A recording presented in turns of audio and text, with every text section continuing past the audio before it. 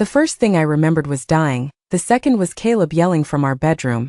"Evelyn, where the hell is my navy suitcase?" I opened my eyes for several seconds. I stared at the pale gray ceiling above our couch and listened to the refrigerator hum. No rain, no screaming tires, no shattered windshield. No blood soaking through the sleeve of my coat. Just morning sunlight spilling across the hardwood floor of the apartment Caleb and I had shared for 5 years. Then I saw the date glowing on my phone, October 14. My breath stopped, not because I had forgotten the date, because I remembered it perfectly. October 14th was the morning Caleb Morgan left me for Vanessa Reed. In my first life I had cried, God, I had cried. I had stood between him and the front door while he told me he needed space. Even though Vanessa had already rented a 2-bedroom apartment across the river and his toothbrush had been sitting in her bathroom for 3 weeks, I had begged him to reconsider. I had asked what I had done wrong. 2 weeks later, after he came back claiming he was confused, I let him return. 7 months after that, I sold part of my remaining founder stake in Kestralark because Caleb said his career would collapse unless I helped him cover a failed investment. I sold more the following year. By the time Kestrel became one of the most valuable infrastructure software companies in America, almost everything I had built in my 20s belonged to somebody else. Caleb stayed, so did Vanessa. I just had not known about her, not until the final night, the night I died. Evelyn. His voice dragged me back. I stood, my knees shook once, then stopped. The navy one is in the hall closet. I called. Caleb appeared in the bedroom doorway wearing the white dress shirt I had bought him for his 30th birthday. He looked exactly as I remembered, dark hair, expensive watch, irritated expression, alive, unchanged. You moved it? No. He stared at me. I stared back. In my previous life, this was the part where I noticed his overnight bag and asked where he was going. This time, I walked past him. I opened the hall closet, pulled out the suitcase, rolled it into the bedroom, and placed it on the bed. Caleb frowned. What are you doing? Helping. With what? I opened his side of the closet. Packing. The silence was almost funny. His face changed. Not much. Caleb was good at controlling his expression, but I knew him too well. He had prepared himself for tears, accusations, maybe a scene he had not prepared. For efficiency, I took down 3 suits, gray, charcoal, navy. What? Are you taking all 3? His mouth tightened. I was going to talk to you. You still can. I folded the gray suit into a garment bag. I just thought I'd save time. He watched me place his shirts into the suitcase. You don't even know what I was going to say. I did. I knew almost every word. He would say we had become different people. He would say I was emotionally absent. He would say Vanessa understood the pressure he was under at Energrid. Eventually, after I forced the truth out of him, he would admit he and Vanessa had crossed a line. He would insist it had only happened once. That was a lie too. Okay, I said. Caleb blinked. Okay, what? Say it. He exhaled and rubbed the back of his neck. I think I need some time away. I folded another shirt. Sure. With Vanessa. My hands paused for half a second. There it was, the sentence that had destroyed me once. This time, all I felt was a strange, hollow relief. Sure, I repeated. His eyes narrowed. That's it. What else is there? Evelyn. I zipped a packing cube. You're moving out. You have somewhere to go. We're not married. I'm not going to physically stop you. You're acting weird. I almost laughed. You're leaving me for another woman and you're worried I'm acting weird. That's not what I meant. His phone lit up on the dresser. A message preview appeared. Vanessa. Did she sign it yet? And make sure you get the folder. My pulse slowed. The folder. I remembered that too, not clearly, not yet, but something cold moved through me. Caleb crossed the room and turned his phone face down. Too late, I had seen it. What does Vanessa want you to get? I asked. He barely hesitated. Nothing, work stuff. From my apartment. Our apartment. For another 4 hours, maybe. His expression hardened. You don't have to be petty. I'm not. I meant it. Petty was throwing his clothes out the window. Petty was calling Vanessa. Petty was posting screenshots online. I had done some of those things in my head during my first life. This time I wanted something different. I wanted clean edges. I wanted records. I wanted every door he had walked through in my life closed behind him. I reached beneath the bed and pulled out his second pair of dress shoes. His gaze followed me. You're really fine with this? No. That answer surprised him. I looked at him. I'm not fine with being cheated on. I'm just not going to compete for a man who already made a choice. For once, Caleb had nothing ready. I packed his shoes. 20 minutes later, both suitcases were by the door. I placed his passport, medication, and phone charger on top. He looked at the neat row of bags, then at me. Something almost like discomfort crossed his face. You didn't have to do all this, I know. That was the point. I had spent years doing things I did not have to do, covering his share of rent when he was between jobs, editing his presentations, giving him introductions, listening to him explain why every promotion he missed was somebody else's fault. Loving him had become a full-time position I had never applied for. Caleb slipped on his coat. I'll come back for the rest. No. He stopped. I packed everything that's obviously yours. Anything I missed, email me a list. Email you. I'd rather keep a record. His eyes sharpened. Why? Because we're separating a 5-year household. We're not getting divorced. No, which makes it easier. I opened the apartment management app on my phone. I already sent you the lease release form. You did what? You said you're moving out. He looked at his phone. The building allowed one tenant to voluntarily surrender occupancy if the remaining tenant passed income verification.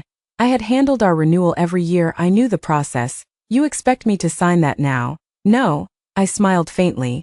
You can stay on the lease if you want, then you remain responsible for rent. That did it. Caleb looked at the document. He had always hated paying for anything he was not using. A minute later he signed. I watched the confirmation appear. No triumph, just one more loose thread cut. He picked up the suitcase handles at the door. He hesitated. I remembered this part too. In my first life, he had turned back. He had said, maybe this is what we both need. I had heard hope in it. Now I heard what it really was, a man keeping one foot in the doorway. Caleb looked at me. I don't know how long I'll be gone. I opened the door. I do. His jaw tightened. Evelyn. Take care. Caleb. Then I let him leave. The elevator doors closed behind him at 9:17 am. I locked the apartment, deadbolt, chain. Then I stood with my forehead against the door and finally let my hand shake. Not because he was gone, because I was here alive. I walked to the kitchen, opened my laptop and searched for a file I had not opened in 3 years. Hart Technical Trust, Kestrel Arc Holdings. My password still worked. The latest capitalization statement loaded. My name appeared halfway down the page. Evelyn Hart, 14, 8% fully diluted ownership. Below it sat an unread notice from Kestrel's outside counsel. A shareholder liquidity program was scheduled to open in 12 days. In my first life, Caleb had convinced me to participate. He had called the shares dead money. He had told me private stock did not pay hospital bills, mortgages or retirement accounts. He had said Kestrel would never justify the valuation Adrian kept promising. So I sold. This time. I knew what happened 43 days after that. Tender opened. Kestrel Arc signed the largest contract in its history. 6 months later, a financing round valued the company above $8 billion. My remaining position, if I kept it, would be worth more than $1 billion. I sat very still. Then my phone buzzed. A message from Caleb. Forgot the black folder from your desk? I'll grab it tonight. I looked toward my home office. The black folder was not his. It contained old Kestrel architecture notes. And suddenly I remembered Vanessa's message. Make sure you get the folder. I rose from the chair. The grief could wait. The future could wait too. First, I needed to find out exactly what Caleb had been doing inside my life. I did not touch the black folder for 10 minutes. That was Maya's voice in my head, not the real Maya. I had not called her yet, but I remembered what she had told me years later. After almost everything was already gone, if you think someone crossed a legal line, stop trying to be clever, preserve first, interpret later. In my first life, I had been emotional enough to confront Caleb about every suspicious detail.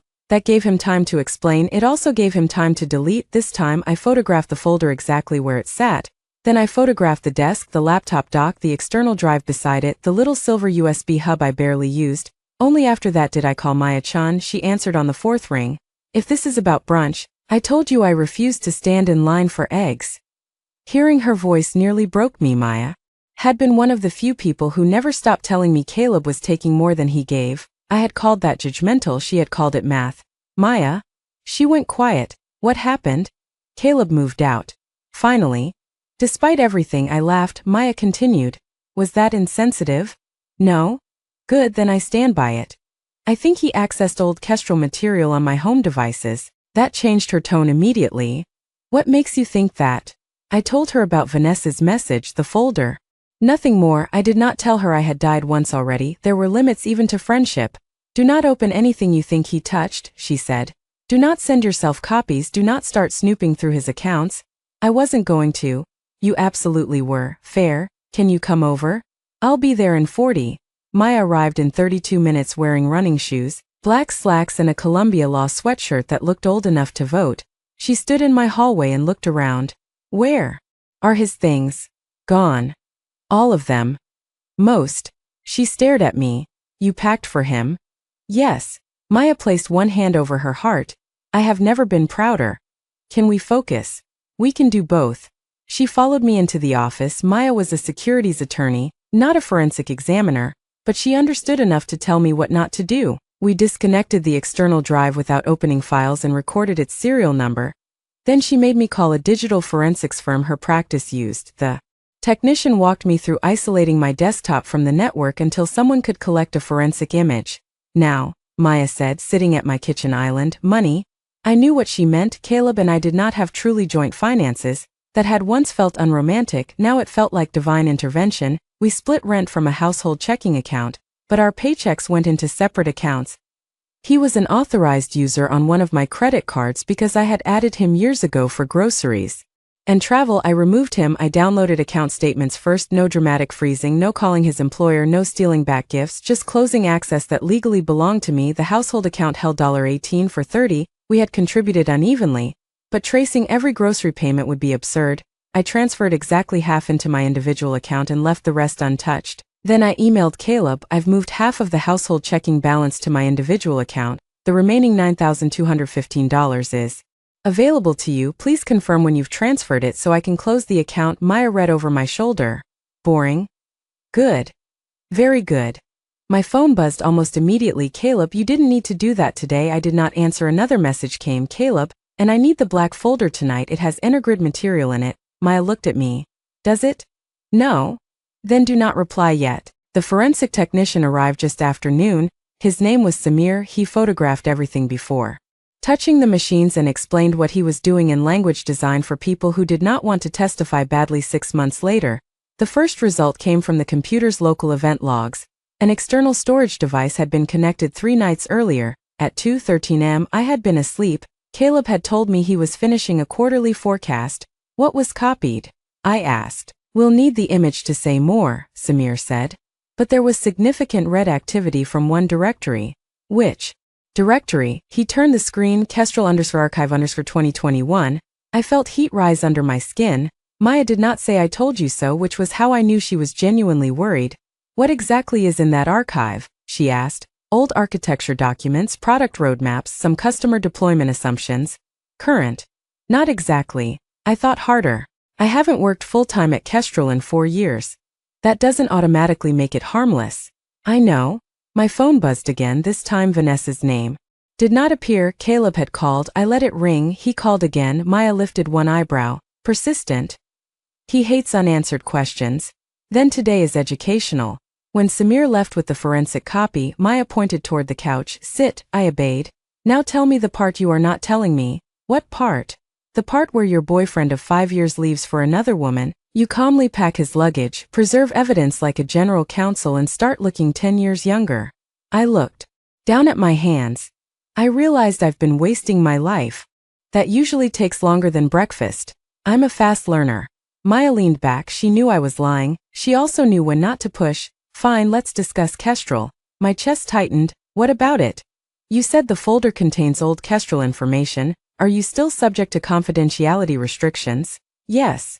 Then the company may need notice. I know. Meaning Adrian. There it was, Adrian Cole, a name I had avoided saying for 4 years. Adrian and I built Kestrel out of 2 borrowed desks, one maxed out corporate card, and a terrible idea that became a very good one. We met during a graduate research project at MIT. I designed the scheduling architecture. Adrian found the customers. Theo kept the servers alive for 3 years. The company was the center of my life. Then my mother got sick. Everything changed. I left daily operations. Adrian and I fought. The final thing he said to me had remained lodged in my memory ever since. If you walk out now, Evelyn, I cannot promise. There will be a seat waiting when you decide to come back. So I did not come back. Caleb appeared during that year. He was kind when I was exhausted, attentive when my entire world smelled like hospital disinfectant. After my mother died, he became the life I stayed inside because rebuilding another one felt impossible. Maya watched me. You still have equity. 14.8%. Her face went blank. Then she sat straighter. I'm sorry, how much? You heard me. You told me you kept founder stock. I thought you meant like 3%. 14.8 fully diluted. Jesus, Evelyn. Kestrel was worth under $1 billion at the last round. That sentence is not reassuring.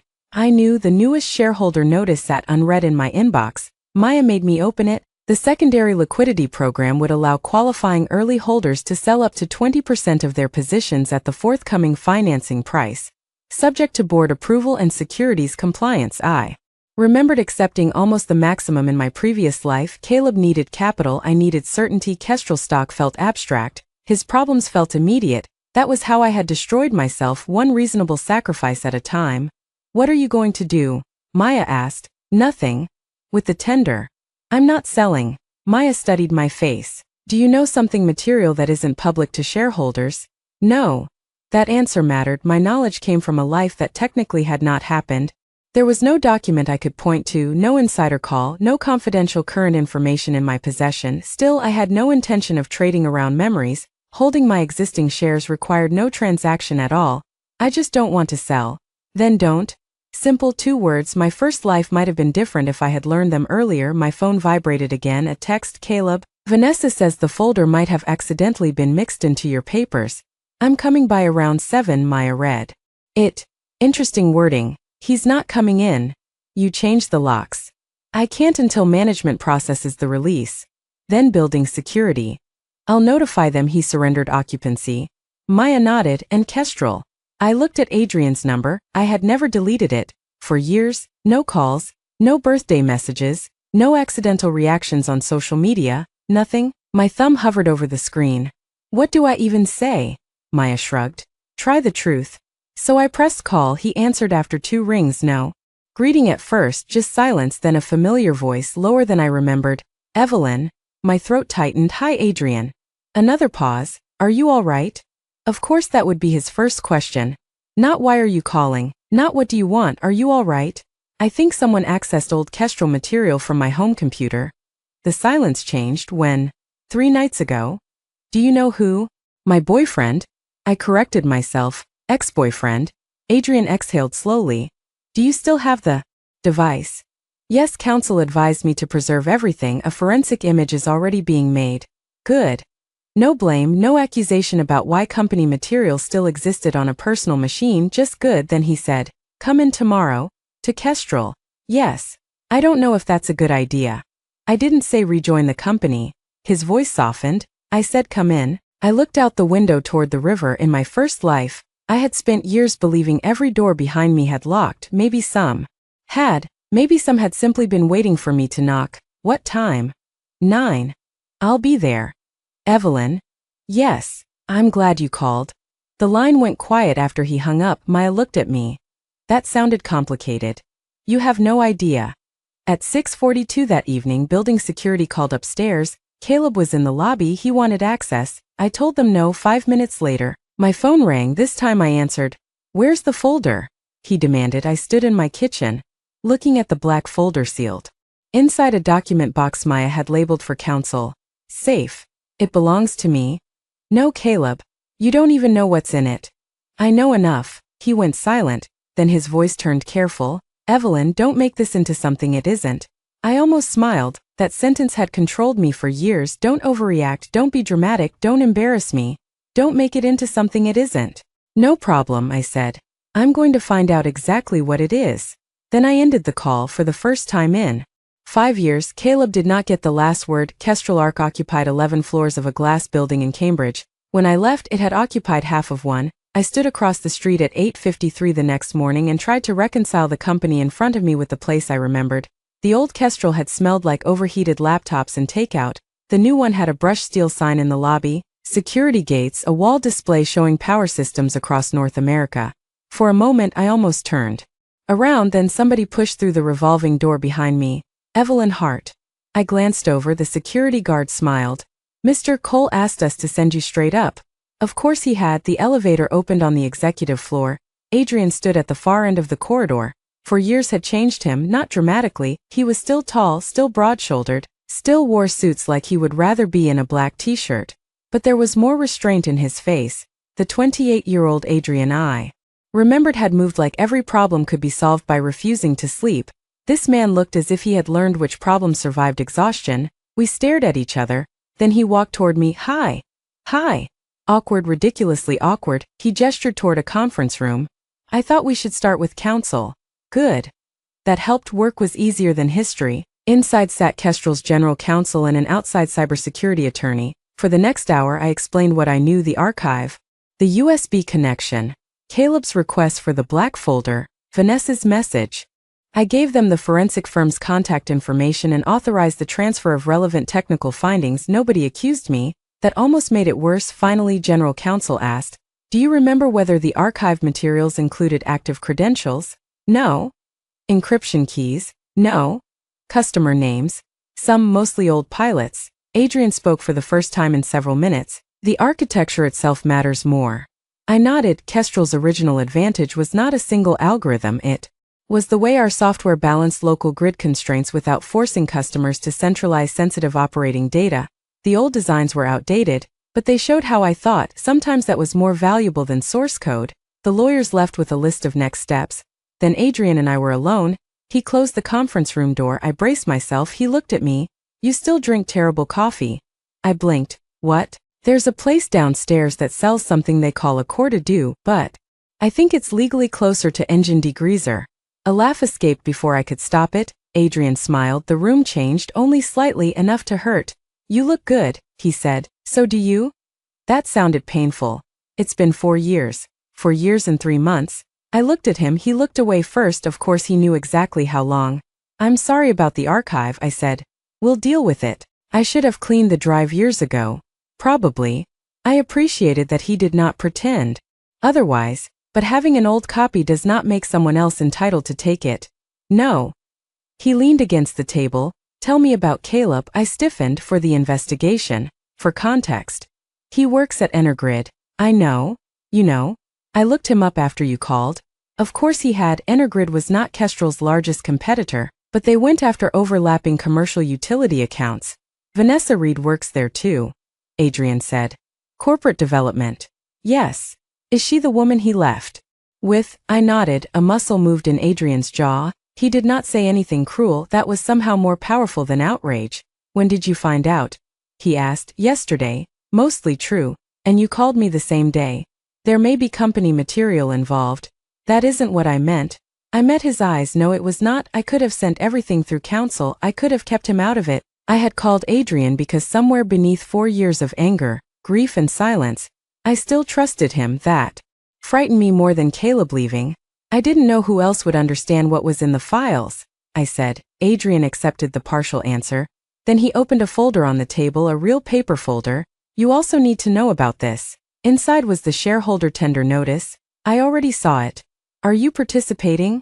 "No." The speed of my answer surprised him. "Not at all." "No. Last year you sold a small block for my mother's estate taxes and medical debt." "I know." Of course he knew that too. I looked at the pricing estimate. The tender implied a valuation near $1 billion. In my old life, Caleb had called that peak hype. He had laughed when I told him Adrian believed Kestrel could become critical infrastructure. I had believed Caleb because his certainty was easier to live with than my own doubt. Adrian tapped the page. "You're allowed to sell up to 20% of your position." I read the terms. "I'm not encouraging you either way." "I know." He hesitated. "Evelyn, your stake is still 14.8% fully diluted." "Yes. You understand what that means if the financing closes where we expect." There were current details I did not know. I had to be careful. "Tell me." Adrian studied me. "The board approved a pricing range yesterday. Nothing is final. You'll get the formal materials with every other eligible holder." "Okay. If the round closes at the upper end, your shares would be worth enough." His eyes narrowed. "You don't want to know." "I want to know when I have the official information." Something like approval crossed his face. "Still allergic to incomplete numbers." "Some things survive." A knock interrupted us. The door opened. Theo Park stepped inside. He stopped dead. Theo had gained glasses and lost approximately none of his ability to look offended by normal human events. "You're here." "Apparently." He stared at me for another second, then walked over and hugged me hard. No warning, I froze. Theo released me. "That was from the servers." "The servers. They resented your absence." "I'm sure they did. They became emotionally unstable." Adrian sighed. "Theo." "What?" "She understands." For the first time since I entered the building, my chest loosened. Theo sat down. "We pulled current versions of the old architecture documents. Most are obsolete." "Most?" One modeling framework is still recognizable in our current product. My stomach tightened. How bad? Depends who accessed it and why. Caleb isn't an engineer. No, Theo said, but Energrid has engineers. I thought of Vanessa's text. Make sure you get the folder, Theo continued. There is another issue. He placed a printout on the table. Energrid submitted a response last week to the Mid-Atlantic Resilience Consortium procurement. I knew the procurement, everyone in industrial energy did. You're bidding too. Adrian nodded. It's one of the largest opportunities we've pursued. Theo pointed to a paragraph. Their public technical summary uses language that is uncomfortably close to a concept from your original distributed constraint model. I read it twice. It was not copied word for word. Anybody competent would avoid that, but the structure was familiar, very familiar. Could they have developed this independently? I asked. Yes, Theo said. That mattered. We were not going to invent guilt because I hated Caleb, but Theo removed his glasses. There's an assumption in their summary that does not make sense with modern grid hardware. I stared at him. Then I remembered. 47 milliseconds. Theo pointed at me. Exactly. In our original model, I had used a 47 millisecond switching assumption based on a vendor prototype that never reached production. We corrected it years ago. It remained in one early design note, the note inside my archive. A coincidence was possible, but it had just become less likely. Adrian watched me. What are you thinking? That somebody used an old document without understanding why the number was there. Theo nodded. That's what I'm thinking. The room seemed colder. Caleb had not just cheated. He might have used access to me to advance himself at a competitor. In my first life, I had thought Vanessa was the secret. Maybe she had only been the part one noticed. Adrian stood. We investigate quietly. I nodded. No confrontation. Agreed. No telling Energrid until council says we have enough. Agreed. Theo looked between us. This is alarmingly mature. Go away, Theo, Adrian said. Theo grinned. Gladly. At the door he turned toward me. Oh, your office still exists. I stared at him. What? Not physically. We turned it into a conference room, but your founder access never got terminated. I looked at Adrian. He had gone still. I assumed it was an administrative oversight, I said. Theo's eyebrows rose. Did you? Theo? Adrian's warning came too late. Theo looked at me. Adrian refused to remove you. Silence. He told the board your founder status was not contingent on active employment, Theo continued. There was a whole fight. Theo. What? It happened. Theo left. The door clicked shut behind him. I looked at Adrian. For years ago, I had believed he wanted me gone the moment I stopped being useful. Why didn't you tell me? His expression changed. Because you told me not to contact you. That was after the fight. Yes. You said there might not be a seat for me. A board seat. The answer came immediately. I stared at him. He rubbed a hand over his face. You had just resigned as chief architect in the middle of a financing. The board wanted certainty. I told you I could not guarantee they would hold an operating or board position open indefinitely. That isn't how it sounded. I know. Did you? Not then. The anger I had preserved for 4 years suddenly had nowhere clean to go. Adrian looked at me. I was angry too. My mother was dying. I know. Then why were you angry? Because I was 28, terrified the company was going to fail. And even more terrified you were disappearing from my life. The honesty landed harder than an apology. He looked away. I handled both badly. Neither of us spoke for several seconds. Then my phone buzzed. A message from Caleb. We need to talk. Vanessa says Kestrel is making accusations. What did you do? I showed Adrian. His face hardened. We haven't contacted Energrid. I know. Which meant somebody at Energrid already knew enough to be nervous. And for the first time, Caleb might be realizing the woman he left behind was not as disconnected from Kestrel Arc as he had assumed. I did not return to Kestrel as an employee. That distinction mattered. The board approved a 60-day consulting engagement tied specifically to the Mid-Atlantic procurement and the internal review of legacy architecture. My equity did not change. My voting rights did not change. My compensation was market rate. Maya insisted on all 3 points. You are not walking back into a company you partly own and doing emotional volunteer labor, she said. I wasn't planning to. You spent 5 years editing Caleb's presentations for free. That was different. That sentence is why I drink.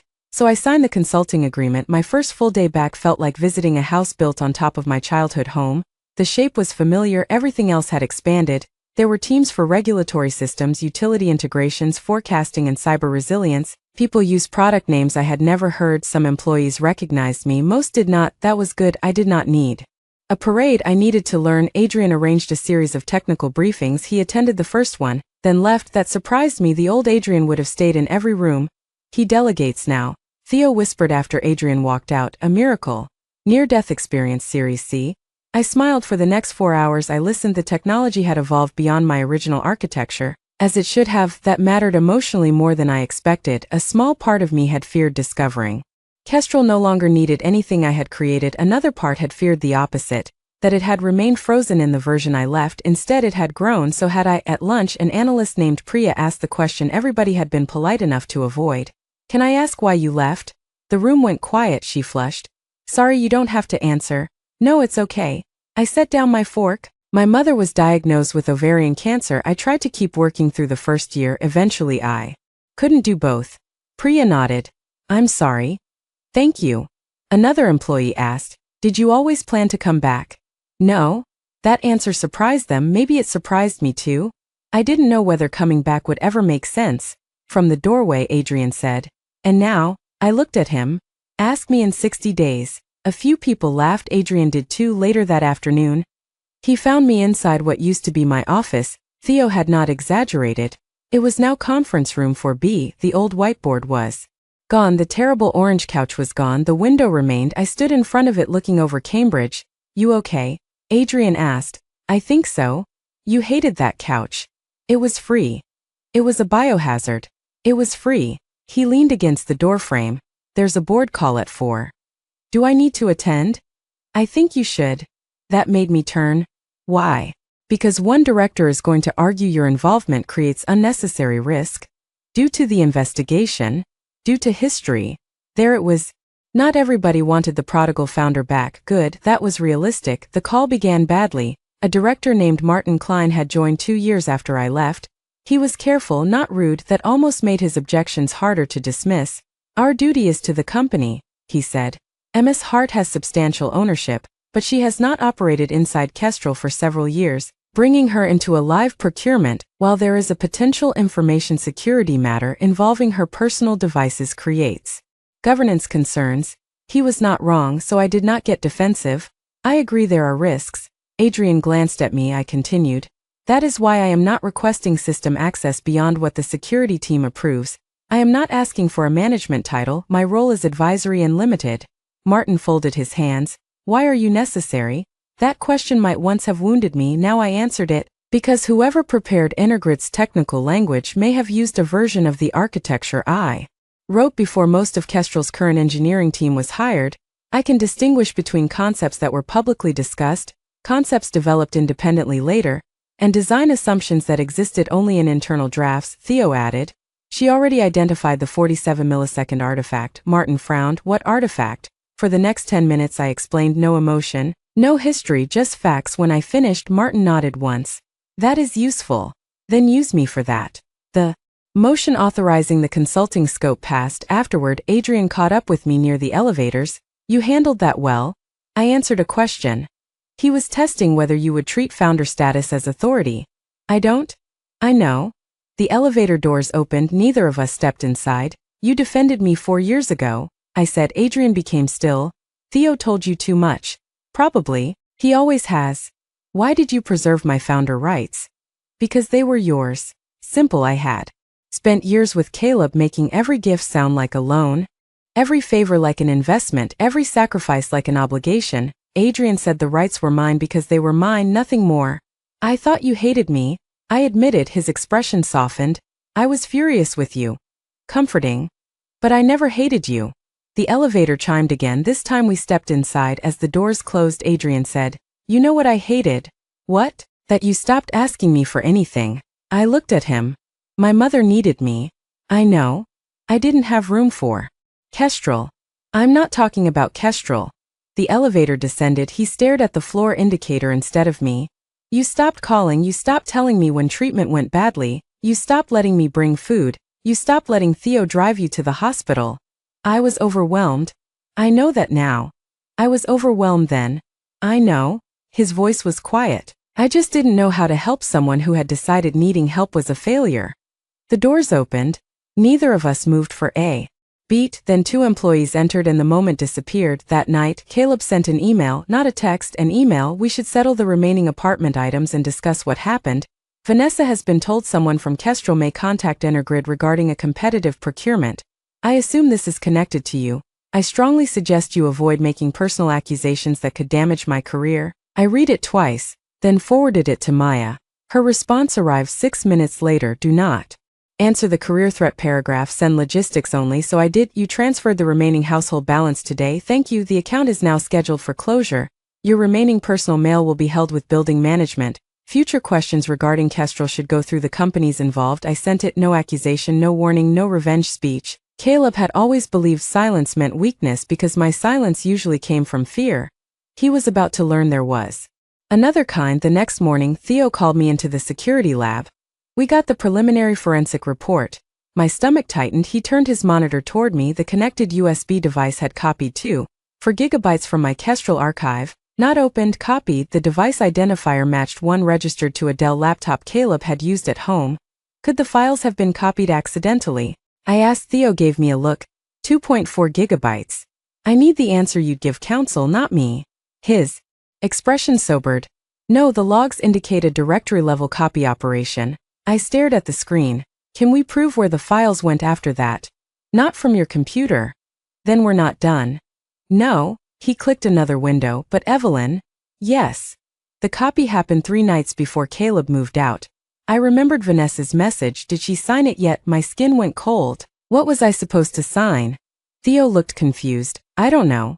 I did, or at least I remembered enough to be afraid. The Kestrel shareholder tender packet had arrived that same week. In my previous life, Caleb had spent days telling me I should sell, and Vanessa had not merely been waiting for him to leave me. She had been waiting to see whether I would give up my shares too. Memory did not return like a movie. It came in fragments, a restaurant receipt, Caleb's hand covering mine, the tender paperwork sitting between us. His voice telling me that 14% of a private company was not security. Cash was security. Diversification was security. A future with him was security. In my first life I had sold 8% of Kestrel in that tender at the time. The proceeds had felt enormous, nearly $20 million before tax. I used part of it to pay remaining medical obligations and diversify. Caleb convinced me to invest $6 million into a private holding company he was organizing with trusted partners. One of those partners was Vanessa. I had not known the investment later failed, or at least that was what Caleb told me. I never recovered the money. Now I wondered whether failure had been the point. Evelyn? Adrian's voice brought me back. We were sitting in a small meeting room with the forensic report between us. You went somewhere. I remembered something. He waited. I had told Maya the truth, or a version of it. I told her Caleb had previously pressured me to sell Kestrel shares. I did not tell her I remembered an entire life in which I had done it. Now I told Adrian the same. He wanted me to participate in the tender. Adrian frowned. How would he know the tender opened? I mentioned it in detail, not intentionally. That answer hurt. Caleb had spent 5 years extracting information from me without making it feel like extraction. How was Kestrel doing? Did Adrian still think he was Steve Jobs? What kind of margins did software companies like yours make? Were utilities actually willing to pay those prices? Most questions sounded like ordinary conversation between partners. I had answered because I trusted him. Trust, I was learning, could be weaponized without ever being forged. Did Caleb know your exact position? Adrian asked. No. How is that possible? I told him years ago that I retained founder shares. I never showed him the cap table. So he knew you owned something. Yes, he thought it was less than 5%. Adrian's mouth tightened. Why? Because when he guessed that number I didn't correct him. Good. No, lazy. I looked out the window. I got used to making myself smaller because it made life easier. Adrian said nothing. That was another thing I had forgotten about him. He knew when silence was kinder than reassurance. The Kestrel investigation remained internal. Outside counsel contacted Energrid's legal department with a narrow preservation notice related to potentially confidential information. No accusations were made publicly, no threats. Energrid acknowledged receipt. Caleb stopped texting me for 3 days. On the 4th, he appeared at a coffee shop 2 blocks from Kestrel. I saw him before he saw me. He sat by the window in a gray coat, looking exhausted. My first instinct was to leave. Then he looked up. Too late. He stood. Evelyn. I stopped several feet from the table. What are you doing here? Trying to talk to you. You know where I work? His gaze flicked toward the Kestrel building. So you are working there again. For now. You never told me. You moved out. His jaw tightened. That was a week ago. Yes. We were together 5 years. And you were sleeping with Vanessa. A woman at the next table looked up. Caleb lowered his voice. I'm not here to fight. Then why are you here? He gestured toward the empty chair. I remained standing. He noticed that bothered him. I made mistakes, he said. There it was, the beginning of the return in my old life. He had waited 2 weeks. Maybe my new behavior had accelerated the schedule. I handled things badly. You cheated. Yes. His admission surprised me. Caleb had always preferred softer language. I'm not asking you to forgive me. Good. His eyes flashed. But Vanessa and I. He stopped. What? It's complicated. I almost laughed. Already? This isn't funny. No, it's predictable. He leaned forward. She's under enormous pressure at work. The Kestrel issue has become serious. So? She thinks I exposed her to it. Did you? No. The answer came too quickly. I looked at him. Then you should be fine. You know how corporate investigations work? I do. He rubbed both hands over his face. Vanessa says the technical material was already circulating internally. Okay. Before I ever saw anything, I kept my expression neutral. Interesting, he had just admitted seeing something. Caleb, I'm not involved in Energrid's investigation. You're involved in Kestrel's. Yes. So tell them this is being exaggerated. I can't. You can? No, I can tell them only what I know. He stared at me. You always do this. Do what? Act like rules matter more than people. That sentence had worked on me before.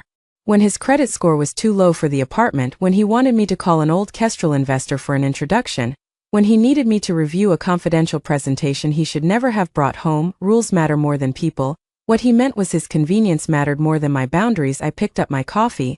I have a meeting.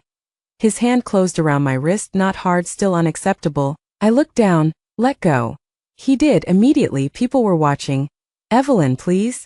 The word gave me no satisfaction. I had wanted it once, now it only sounded late. What did you copy from my computer? His face changed. Barely enough. I didn't copy anything. The logs say otherwise. You had work files in a shared apartment. On my password-protected computer. You gave me the password. I gave it to you once when my mother was in the hospital because I needed you to send an insurance document. Caleb looked away. There the line. He knew exactly what he had done. Did Vanessa ask? You for the files? I asked. No. Did you give them to her? No. Then you have nothing to worry about. I stepped away. Behind me he said, I loved you. I stopped. Past tense. Maybe he heard it too. I turned. I believe you thought you did. His expression went blank. That's cruel. No, I shook my head. It's the kindest explanation I have. I left. Back at Kestrel, Theo was waiting with another document. Energrid had submitted a revised technical appendix to the consortium. The 47-millisecond figure was gone. They changed it after the preservation notice, I said. Looks that way. Could be coincidence. Theo nodded. Could be. We both knew the list of coincidences was getting shorter. Adrian joined us. He had a call with outside counsel in 10 minutes but wanted the update. I handed him the revised appendix. He read it. His expression did not change. What does counsel say? Theo replied. Keep documenting. Adrian looked at me. How was your coffee? I frowned. How do you know about that? You're holding a cup from the place across the street. Oh. And you look like you want to throw it at someone. Caleb was there. Adrian's expression hardened. Did he follow you? I don't think so. What did he want? Me to tell Kestrel the investigation is exaggerated. Adrian laughed once. No humor. Of course. He also said Vanessa believes the material was already circulating internally before he saw it. Theo stopped typing. Before he saw it. Exactly. Adrian looked at me. You didn't record him, did you? No. Good. I smiled faintly. Maya has trained me. Terrifying woman. She likes you. That is absolutely not the impression she gives. For a moment the tension lifted. Then Theo said, I have something else. He opened the old architecture file. The version copied from Evelyn's drive contained a modeling table that never existed in any shared repository. How do you know? Adrian asked. Because Evelyn made it. I leaned closer. Theo highlighted a cell. Substation environmental load multiplier 118. I remembered immediately. That was wrong. Theo nodded. You corrected it to 108 before the first internal review. Why was the wrong one still in my archive? Autosave draft. Adrian looked between us. Why does it matter? Theo opened Energrid's appendix. Their calculation used 118. There was the mistake. Not similar language, not an old industry assumption. My mistake, one I had corrected before anyone outside the original founding team had seen it. Adrian stared at the screen. That's not independent development. No, Theo said. It was the first time any of us said it plainly. Someone at Energrid had used my stolen work, and Caleb had copied the exact directory containing it. Outside counsel took over after that, which was exactly what should happen. There was no dramatic raid, no police officer waiting outside Caleb's office. Commercial disputes rarely moved with the satisfying speed of fiction. Instead, lawyers sent letters. Preservation obligations expanded. Kestrel documented provenance. Energrid began an internal investigation involving its legal, compliance and information security teams. Slowly, professionally, the walls moved inward. I stayed out of communications with Caleb. That became harder when he began contacting people around me. First Maya, she ignored him, then Theo. Theo replied with one sentence, please direct company-related matters to counsel. Finally, Caleb emailed Adrian. I knew because Adrian showed me. The message was carefully written. Caleb claimed he feared personal relationship issues were contaminating a legitimate competitive process. He requested a direct conversation. Adrian declined. He knows better than to put anything useful in writing, I said. We were working late in a glass meeting room overlooking the river. It was nearly 10, half the floor had gone dark. Adrian sat across from me with his tie loosened. He is not stupid, he said. No, that was important. Caleb had not hurt me because he was an idiot. He had hurt me because he understood people. He knew how much to ask, when to apologize, when to make a selfish choice sound practical. He's scared, Adrian said. Yes. Are you? I looked up. Of him? Of all of this? I considered lying, then didn't. Yes. Adrian nodded. So am I. You're the CEO. Unfortunately, they still allow CEOs to experience fear. I thought you had that removed during Series C. The recovery period was brutal. I smiled. He leaned back. What scares you? The question should have been easy. It was not. The company becoming my life again. Adrian's face changed. I continued before I lost nerve. I loved Kestrel. I also used it to measure whether I deserved to exist. Every problem had to be mine. Every deadline mattered more than sleep. When Mom got sick, I couldn't maintain both versions of myself. And you thought leaving meant failing? Yes. He was quiet. What scares you? I asked. He stared through the glass wall. Making you regret coming back. The answer landed in the middle of my chest. I'm not 25 anymore. Neither am I. Then maybe stop deciding my regrets in advance. His eyes met mine. Fair. That was Adrian. Now he could take correction. Caleb never had. My phone buzzed. Maya, I answered. We have a development, she said. Good or bad? Useful. She emailed a summary from the forensic firm. The USB device connected to my computer had a hardware identifier. Energrid's internal security team, under counsel, had apparently matched the identifier to a company-issued encrypted drive assigned to Caleb. That did not prove Vanessa received the files. It did prove Caleb used company hardware to copy them. Does Energrid know? I asked. Yes. What happens now? They investigate. That's all. That's a lot. Maya paused. Evelyn, this is where people ruin good cases because they want emotional closure. Do nothing. I know. I am serious. I know. No social media. I hate social media. No confrontation. I'm not confronting him. No telling his mother. I blinked. I wasn't going to tell his mother. You considered it. Maybe for 1 second. I know you. After we hung up, Adrian watched me. Bad. Caleb used his Energrid issue drive. His expression hardened. That's significant. Yes, I sat back. It still doesn't tell us whether Vanessa asked him to do it. Adrian tapped the table. Why does that matter to you? Because I want the truth. Not revenge. I wanted revenge when I first woke up. The words escaped. Adrian frowned. When you first what? I went still. Nothing. He looked at me. I could feel the old instinct rise, deflect, make a joke, change the subject. Instead I said, sometimes it feels like I woke up recently. True enough. Like I had been sleepwalking for years. Adrian's expression softened. That I understand. We went back to work at 11:40. Theo sent us home. You two are making the engineers nervous. He said. How? I asked. CEO plus founder plus late night conference room equals acquisition, firing or apocalypse. Which do they think? Mostly firing. Adrian packed his laptop. I'll tell them Evelyn fired me. Do not. Theo pointed at him. See authority issues.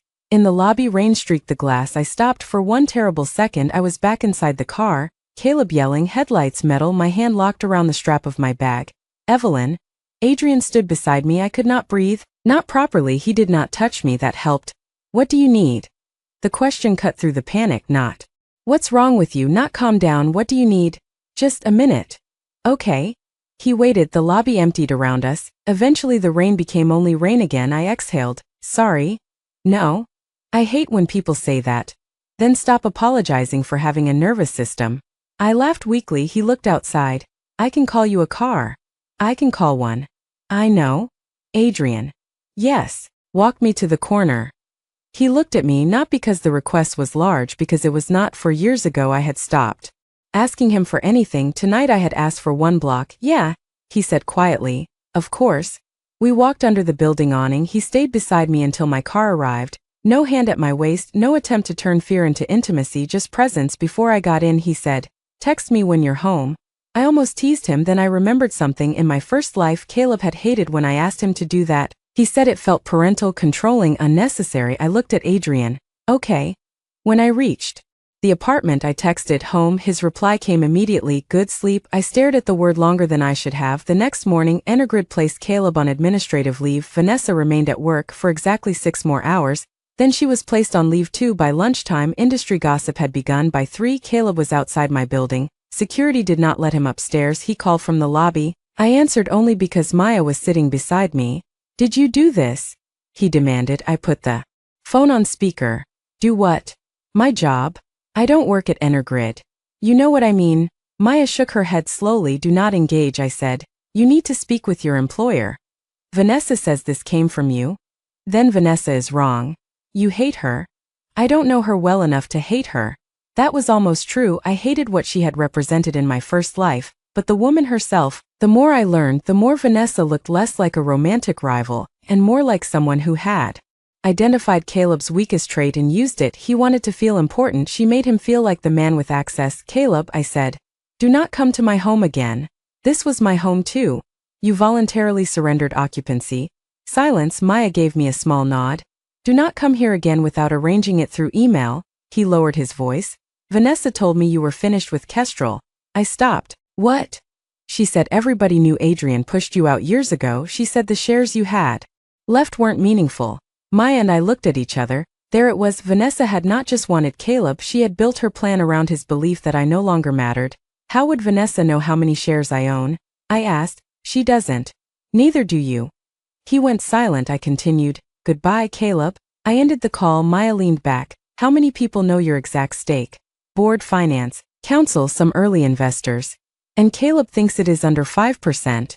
Yes, Maya smiled. Slowly, for the first time, there was something almost predatory in it. Then let him keep thinking that.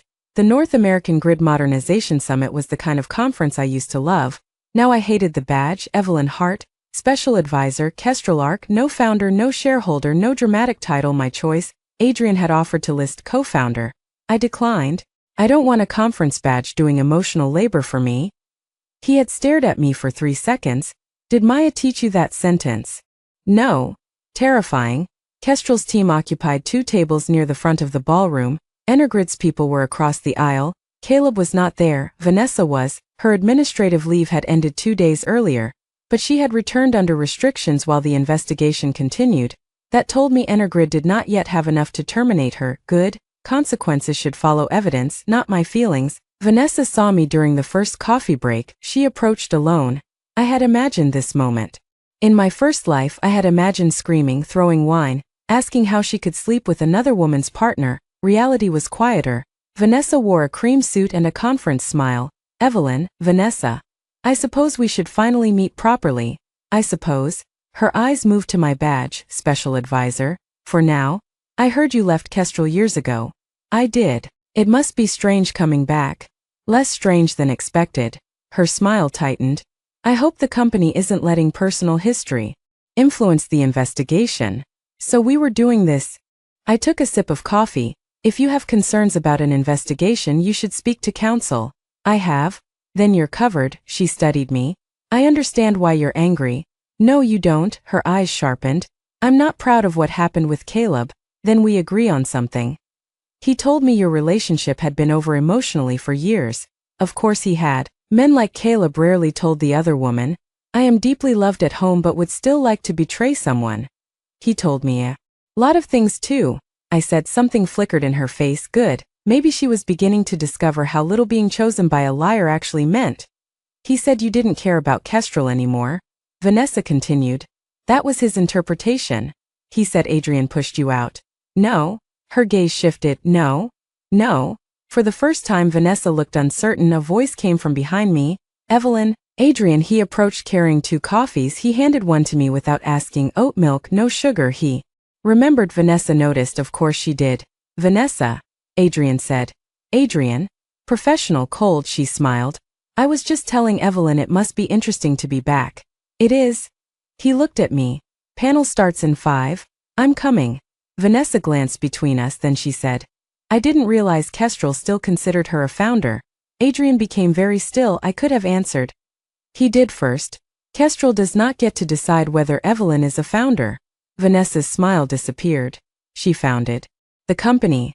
Simple, public, no performance. Several people nearby had heard. I felt heat rise in my face, not embarrassment, something more complicated. For 4 years I thought Adrian had erased me. He had not. I had erased myself. Vanessa recovered quickly. Of course. She stepped back. Enjoy the panel. When she left I looked at Adrian. You didn't have to do that. Yes, I did. No. He met my eyes, then I wanted to. The panel was about critical infrastructure procurement. I should have been listening. Instead, Adrian's sentence kept repeating in my head. She founded the company, not she used to work here. Not she was involved early. Founded during lunch. Theo sat beside me. You look disturbed.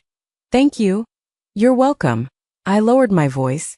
Did Adrian really fight the board after I left? Theo stopped eating. You're still on that? Yes. He fought everybody after you left. That sounds healthy. It was not. Theo. He sighed. Yes, he fought to preserve your information rights. As a major founder holder, he fought the proposal to force a repurchase. He insisted your departure for family medical reasons was not misconduct. I stared at him. There was a forced repurchase proposal. Briefly. Nobody told me. Because Adrian killed it. My throat tightened. Why didn't he tell me? You blocked him. I did not block him.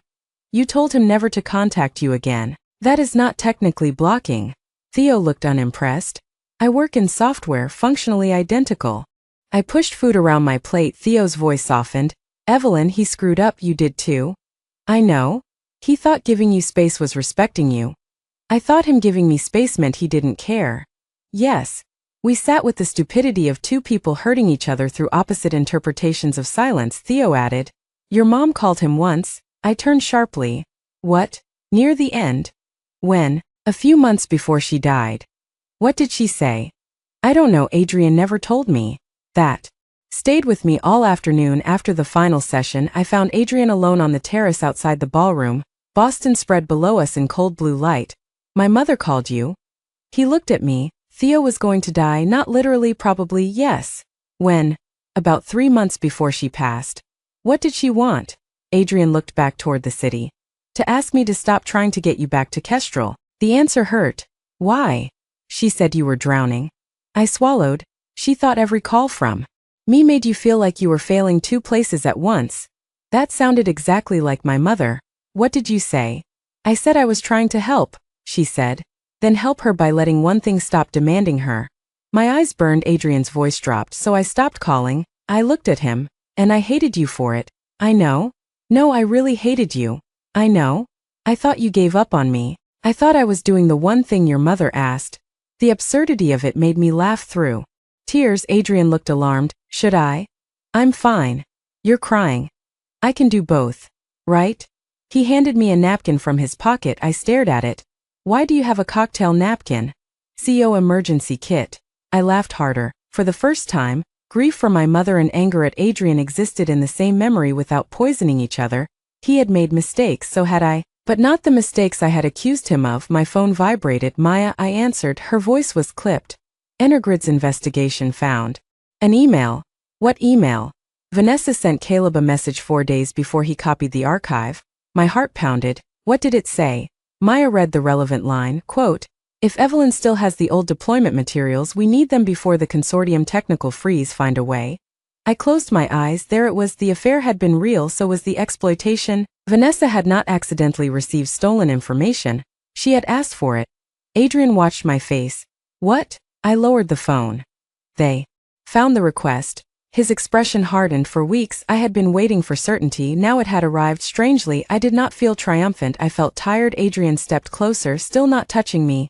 What do you need? That question again. This time I knew. I want to go home, he nodded. I'll take you. I almost said I could take myself, then stopped. Growth apparently could be embarrassingly small. Okay. Energrid terminated Vanessa on Monday. Caleb was fired Tuesday morning. Neither decision came from Kestrel. Their own employer concluded that Vanessa had solicited potentially confidential competitor information, and that Caleb had improperly accessed and transferred files using company equipment. Kestrel filed a civil action seeking narrow injunctive relief preventing use or disclosure of the identified material. The companies entered expedited negotiations over the consortium bid. Energrid withdrew the contaminated technical sections. No handcuffs, no television cameras, no Billionaire calling a senator, just documentation. It was enough. Caleb called me from a new number Tuesday afternoon. I declined. He called again, declined.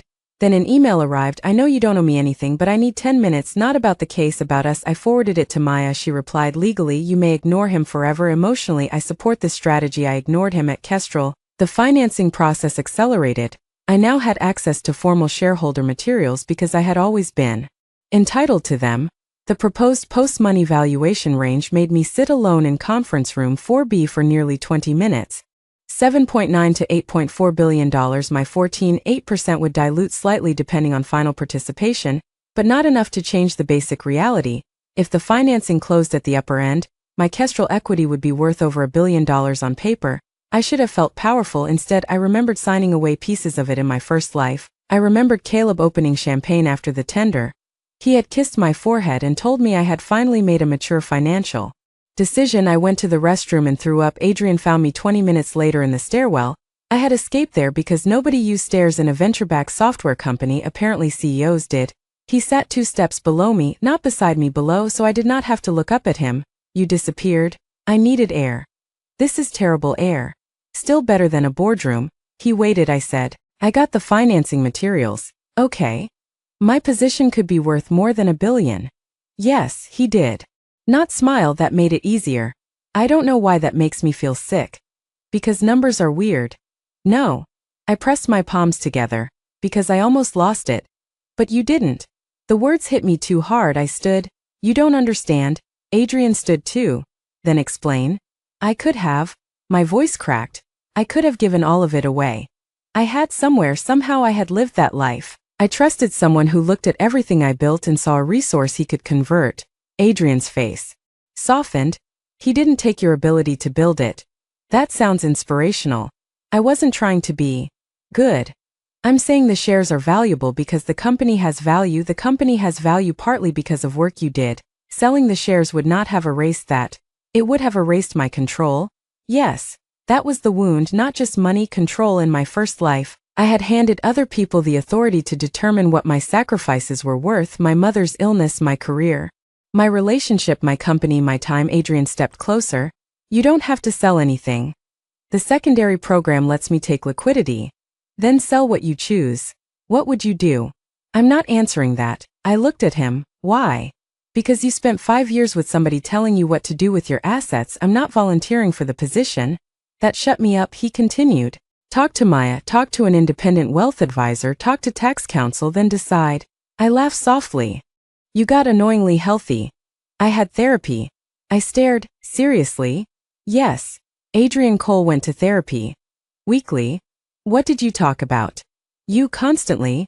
My eyes widened. He smiled. That was a joke. Was it? Mostly. The stairwell door opened. Theo leaned in. Emotional intimacy. Leave, Adrian said. The consortium wants revised technical schedules in 30. I stood, saved by procurement. Theo looked disappointed. At the end of the day, I made my decision. I would not participate.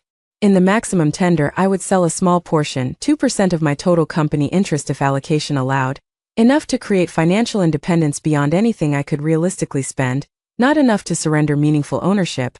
Maya helped assemble a team: tax counsel, a fiduciary advisor, estate planning, no boyfriend, no lover, no person whose approval I needed, mine. The decision felt better than the number. That evening, I left Kestrel after 7. Adrian was waiting near the elevators. Dinner. I raised an eyebrow. Work dinner? No. My heart stumbled, he added. It can be, if that makes you more comfortable. That makes it less comfortable. Good to know. I studied him for weeks. We had existed inside work, investigations, procurement, old wounds. I knew where this was moving, so did he. I'm not ready, I said. Adrian nodded once. Okay. No disappointment weaponized into guilt. No bargaining. No, I've waited 4 years. Just okay, then I said. But I'm hungry. He looked at me. That sounds like a trap. It's dinner. As friends. Yes. Former co-founders. We are still co-founders. His smile appeared slowly. Right? We ate at a small Italian restaurant where nobody knew who we were. Adrian told me about Kestrel's disastrous first expansion into Texas. I told him about consulting for a hospital network whose CIO stored passwords in an Excel file named passwords_final. We laughed. Nothing dramatic happened, which might have been why it felt dangerous. At the end of the night outside my building, Adrian put his hands in his coat pockets. I had a good time. So did I. I'm not going to ask again soon. Ask what? For more. My chest tightened. Thank you. He looked at me carefully. I meant what I said. You decide. I nodded. He turned to leave. Adrian. He looked back. I stepped forward and hugged him for 1 second. His body went completely still. Then his arms closed around me, warm, careful, familiar in a way that made 4 years collapse. I pulled away first. Good night. His voice was rougher. Good night, Evelyn.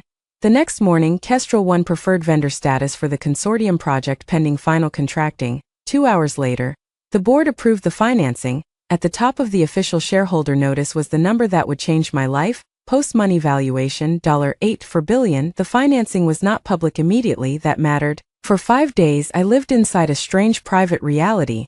Nothing about my apartment changed, nothing about my coffee changed. I still forgot to buy laundry detergent, but on paper, subject to closing mechanics and ordinary valuation caveats, my Kestrel shares were worth well over $1 billion.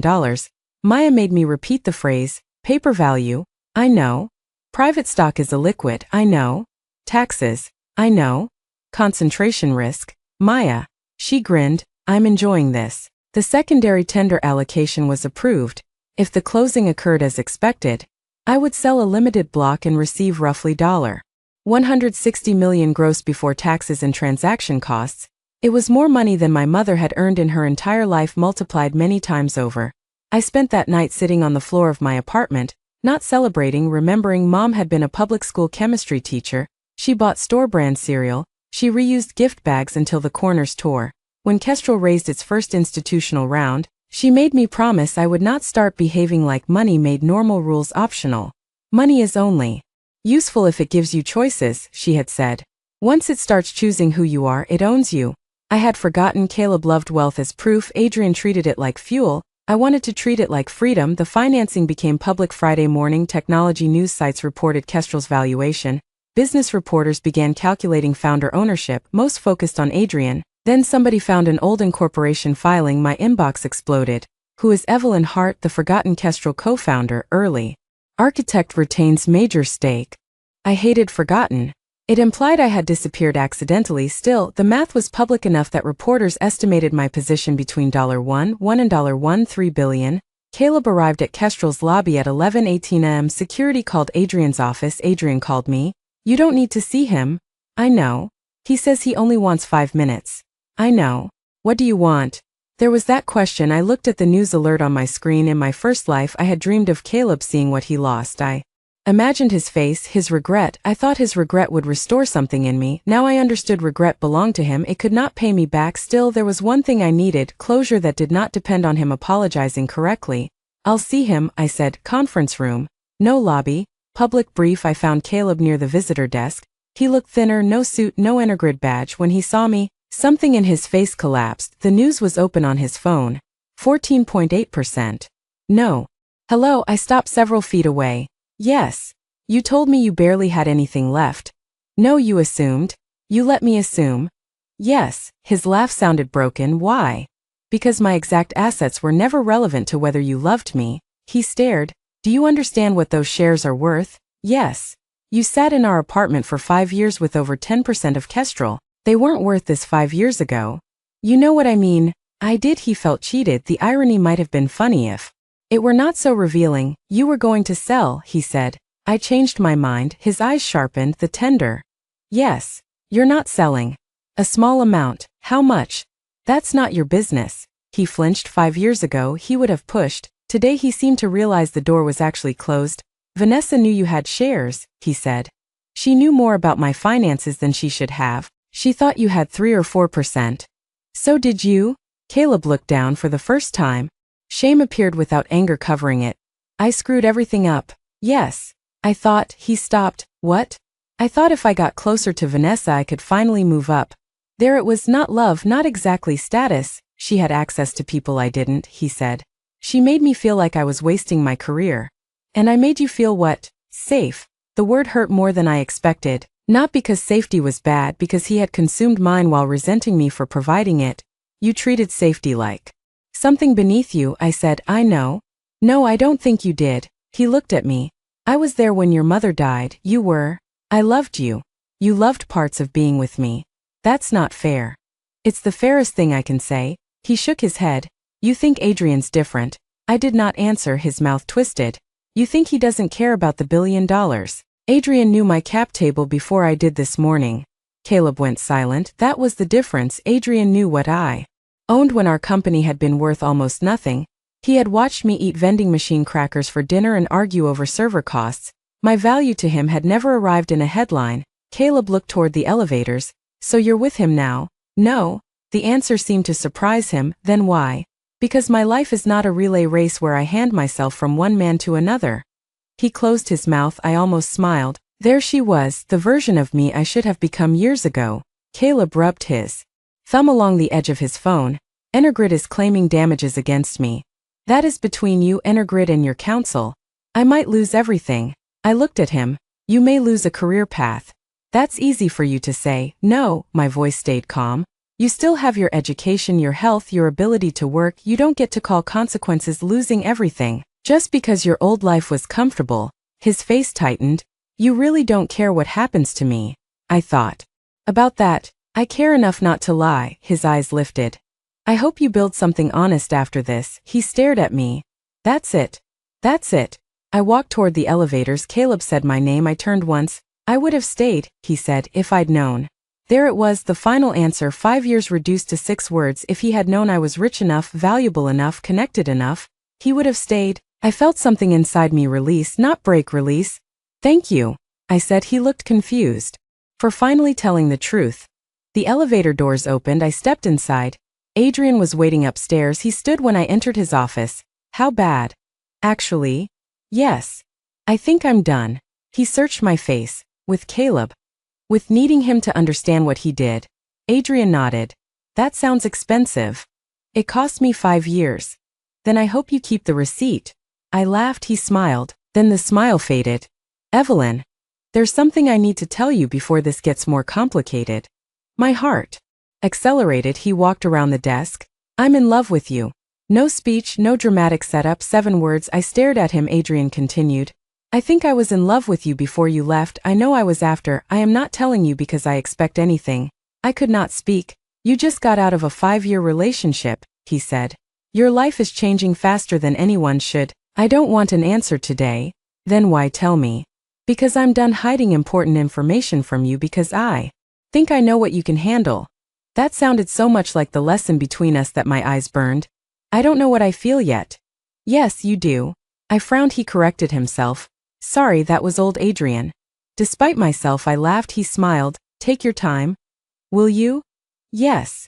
How much? All of it. For once, the future did not feel like something I needed to predict. It felt like something I was allowed to enter slowly. The secondary transaction closed 17 days later. Maya sat beside me when the wire confirmation arrived. She looked at the number, then looked at me. That is an irresponsible number of commas. I laughed. After expected withholding, tax reserves and fees, the amount available immediately was smaller than the headline figure. Still enormous, absurdly enormous. Enough that I no longer had to calculate whether losing a client would affect next year's mortgage application. Enough that nobody could ever use financial dependence to trap me. The strange part was that My first purchase cost $11. I bought flowers, white tulips, my mother's favorite. I drove to the cemetery alone. There were things wealth could not improve, a grave was one of them. I sat on the grass beside the marker and told Mom everything. Not the rebirth, I still did not have language for that. I told her about Kestrel, Adrian, Caleb, the shares, the money. I almost gave it away. I whispered. Wind moved through the trees. I kept thinking loving someone meant making their life easier, even when it made mine smaller. I traced her name on the stone. You tried to tell me. She had, not about Caleb specifically, about me, never confused being needed with being loved. Caleb had needed me constantly. That had felt like importance. Adrian needed very little from me. He wanted me anyway, so did Maya, Theo. The people who loved me best did not require me to bleed to prove it. I stayed until sunset. When I returned home, Adrian was sitting on the floor outside my apartment. I stopped. What are you doing? He stood quickly.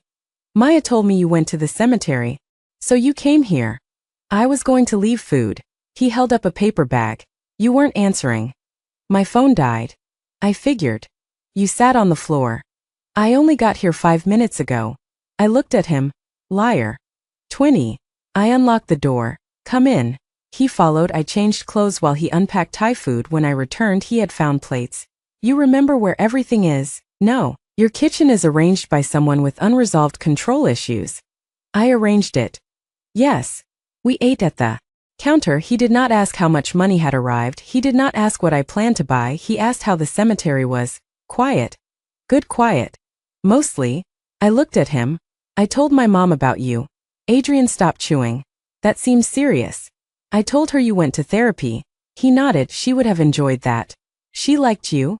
I know. I narrowed my eyes. You're annoyingly confident. She told me. When? On that phone call. I stared at him. You omitted that. It didn't seem relevant. What did she say? Adrian looked suddenly uncomfortable.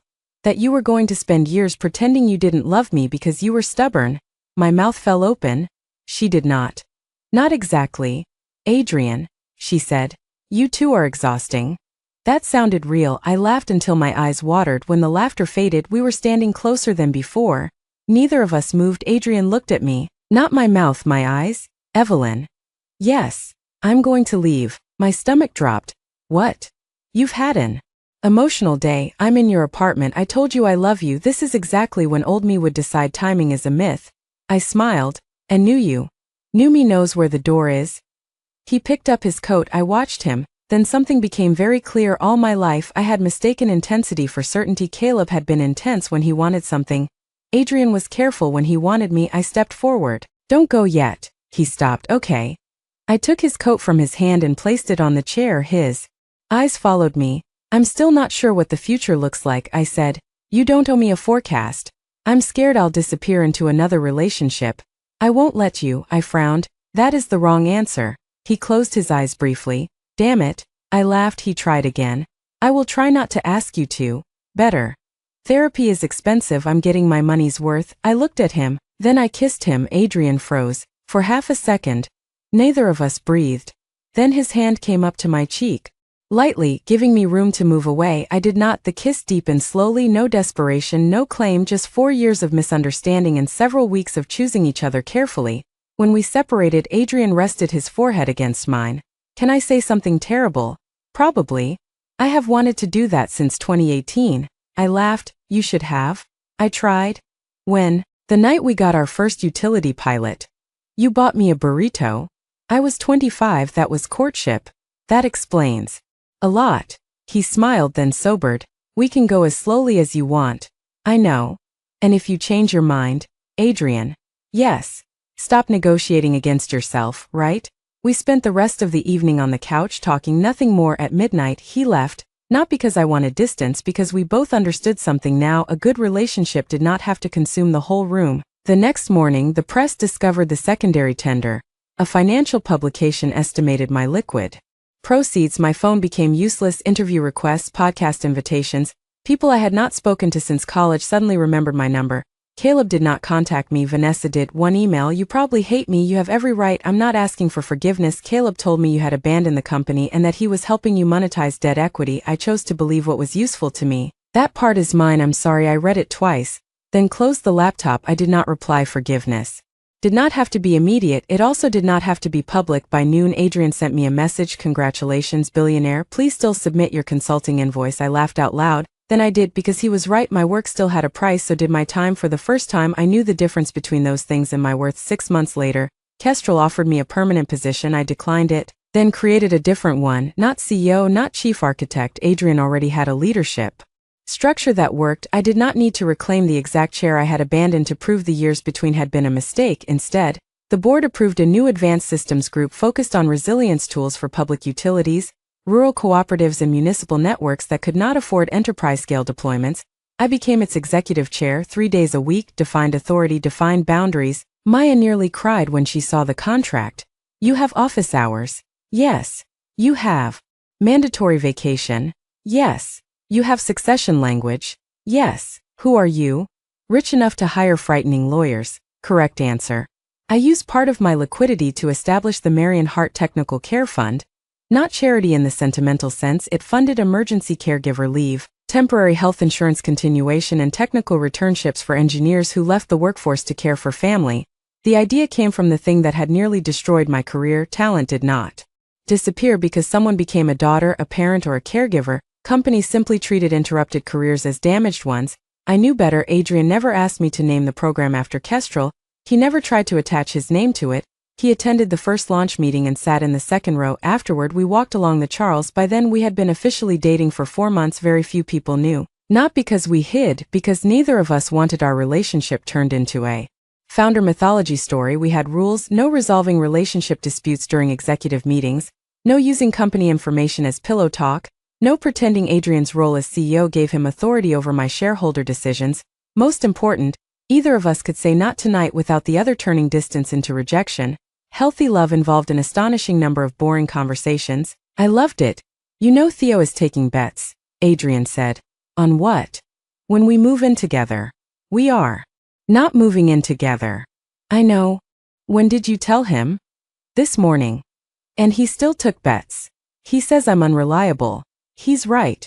Adrian smiled. My phone buzzed. An email from Maya. The civil dispute involving the stolen materials had settled. Energrid agreed to permanent non-use provisions regarding the identified Kestrel documents, certain costs, and independent compliance measures. Caleb had separately resolved his employment-related claims. No grand courtroom victory, no bankruptcy, just consequences. He had taken a position at a small logistics software company in Rhode Island. Lower title, lower salary. A chance to start again. When I learned that, I felt almost nothing. That surprised me, then relieved me. Vanessa had moved to a consulting firm outside the energy sector. Industry gossip claimed she and Caleb had ended things within weeks of being fired. I did not ask whether that was true. Their relationship was no longer part of mine. Adrian looked at my face. Everything okay? Yes.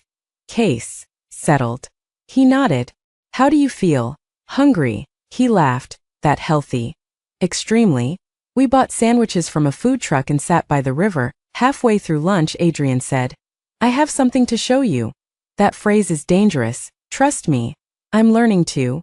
His expression softened. That evening he drove me to Kestrel's original building. The place had been renovated. Our old floor now housed a biotech startup, but the landlord had preserved one tiny storage office in the back that nobody wanted. Adrian had rented it for a month. Inside sat our old orange couch. I stared. No. Yes. You said it was a biohazard. It is. How did you find it? Theo. Of course. A whiteboard leaned against the wall. On it, Adrian had recreated the first diagram we ever drew for Kestrel: boxes, arrows, my handwriting, his terrible circles. I stepped closer. You kept this photo. Why? Because it was the first day I knew we might actually build something. My throat tightened. He leaned against the desk. Not the company. I looked at him. Us. Silence. He continued before I could panic. I'm not proposing. Good. You look terrified. I was. Excellent foundation for romance. I smiled. He reached into a drawer. Not a ring, a key. He placed it on the desk. What's that? This room. I frowned. I rented it for another year. Why? For us. I stared at him. Adrian. Not to work. That was important. He gestured around the tiny office. We built Kestrel here because neither of us knew how to stop working. I thought maybe we could use it once a month to practice. Practice what? Not building anything. I laughed. That may be the most expensive, useless room in Cambridge. I can afford it. So can I? His smile widened. There was the equality, not one rescuing the other, not one becoming smaller, two people with keys. I picked up the key. I have a condition. Of course you do. No laptops. Agreed. No investor calls. Agreed. No whiteboard strategy. He looked pained. Evelyn. No. Whiteboard strategy. Fine. And we replaced the couch. Absolutely not. It could contain ancient diseases. Its history. Its tetanus.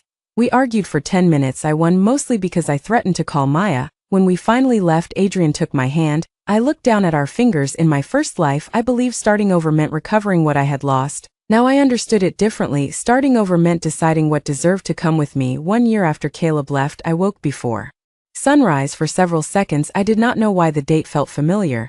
Then I saw October 14th on my phone. I lay still, no panic, no memories crashing through me, just morning. Adrian was asleep beside me. Not in my old apartment, not in his 6 weeks earlier. We had rented a new place together, neutral ground. We split household costs in proportion to income after a hilariously complicated conversation about what income meant when one person owned private company stock worth more than $1 billion. Maya had refused to participate. This is a relationship question, she said.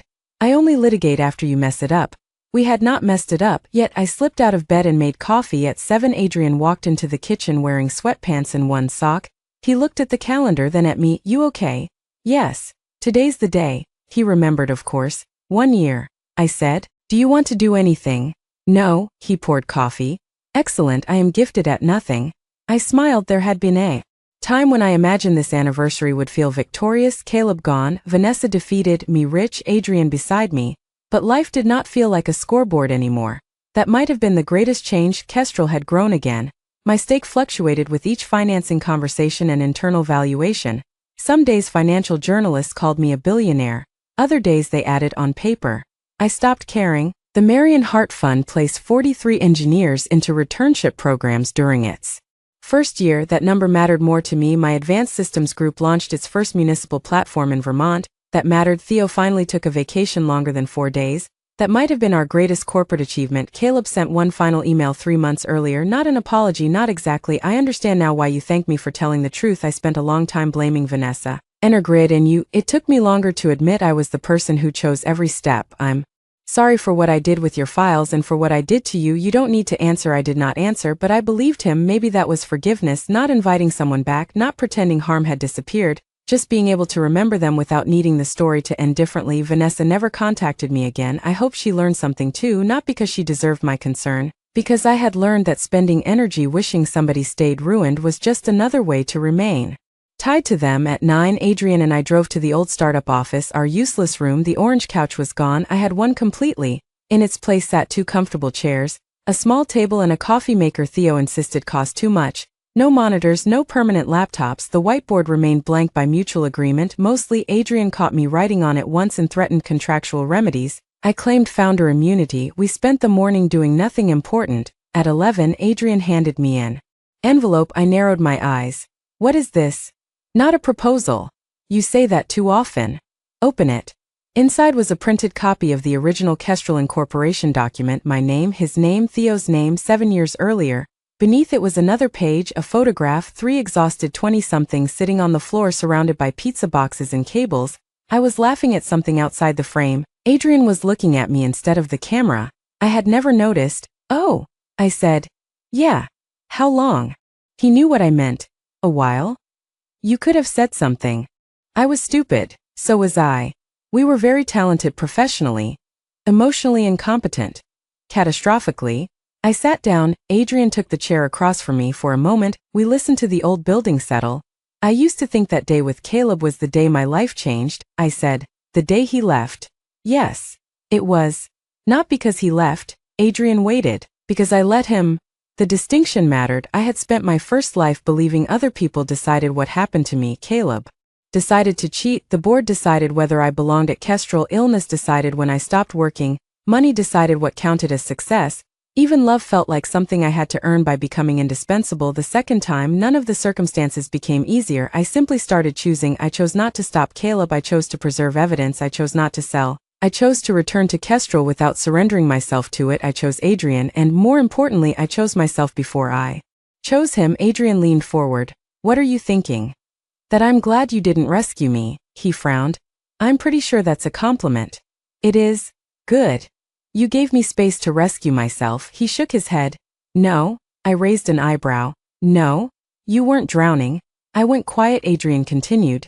You were standing in water somebody spent years convincing you was deeper than it was. My eyes burned. That was almost poetic. I hate that. It was. Take it back. Never. He stood and walked toward the window. I joined him. Outside, Cambridge moved through an ordinary Saturday. Bikes, traffic, students carrying coffee. Nobody looking up at the building where a billionaire woman and a CEO were arguing about whether one sentence counted as poetry. I like that. Adrian reached for my hand. Dinner tonight. With Maya and Theo. They threatened us? Then yes. He squeezed my fingers. And tomorrow? I looked at him. What about tomorrow? Nothing. He smiled. I just wanted to know. Whether I get one. The old version of me might have promised forever. The frightened version might have refused to promise anything. I had become someone between them. Someone who understood that commitment was not one enormous sacrifice made once. It was hundreds of ordinary choices made honestly. Yes, I said, you get tomorrow. He kissed my forehead. Good. I looked back at the framed incorporation document. There was another thing I finally understood. Becoming a billionaire was never the real reward. The money gave me freedom. The company gave me work I loved. Adrian gave me a kind of love that did not require disappearance. But the life itself, I had given that back to myself a year earlier. I had packed my cheating boyfriend's bags, opened the front door and watched him walk away. He thought he was leaving behind a woman whose best years were already gone. He never knew the company I helped build was about to make me one of the wealthiest women in the country. He never knew I was about to reclaim the career I had abandoned. He never knew the man I once believed I had lost was still standing exactly where I had left him. Not waiting for the old version of me, but willing to meet the woman I became. Most of all, Caleb never understood that none of those things were why letting him go had saved me. I had saved myself the moment I stopped asking someone else to choose me. So when Adrian and I finally left the little office that afternoon, I locked the door behind us, not because I was afraid of losing the past, because I no longer needed to live inside it. Then I took his hand and walked forward.